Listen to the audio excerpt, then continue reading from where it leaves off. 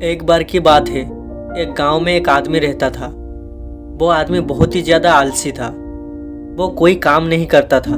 वो एकदम निठल्ला और नाकारा था। वो बस ऐसे मौके की खोज में रहता कि कहीं से उसे खाना मिल जाए।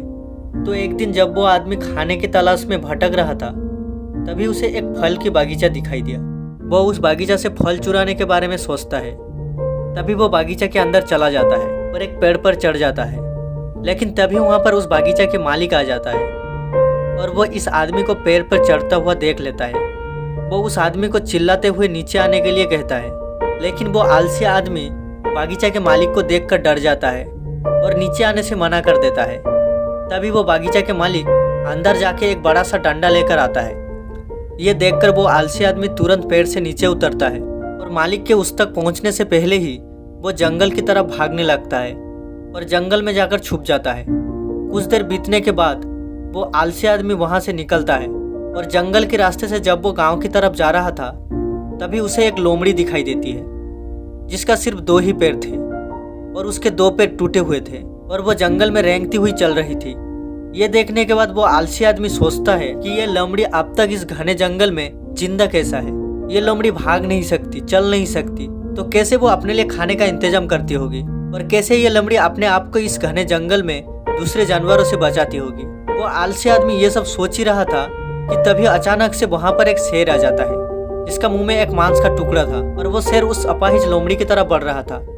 शेर को देखकर दूसरे सारे जानवर वहां से भाग जाते हैं और वहां पर सिर्फ वो अपाहिज लोमड़ी ही रह जाती है और वो आलसी आदमी भी अपने जान बचाने के लिए एक पेड़ पर चढ़ जाता है और फिर जो होता है उसे देखकर वो आलसी आदमी हैरान हो जाता है। वो शेर उस गोश्त के टुकड़े को उस लोमड़ी के सामने छोड़ देता है और वहां से चला जाता है और अब वो लोमड़ी उस गोश्त के टुकड़े को खाने लग जाती है।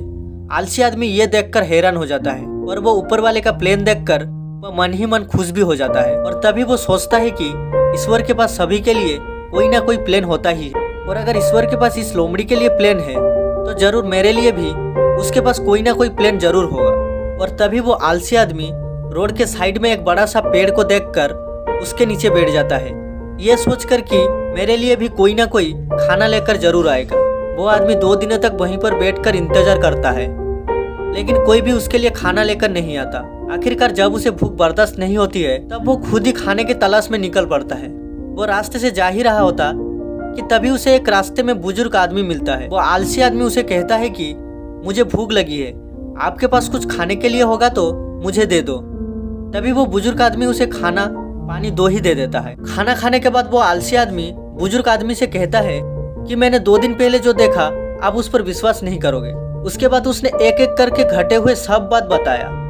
सब सुनने के बाद बुजुर्ग आदमी मुस्कुराते हुए कहा कि ये सही है कि ईश्वर के पास सभी के लिए कोई ना कोई प्लान जरूर होता है और तुम्हारे लिए भी है, लेकिन तुमने इसे गलत तरीके से समझ लिया। वो तुम्हें लोमड़ी नहीं बल्कि एक शेर की तरह बनाना चाहता था।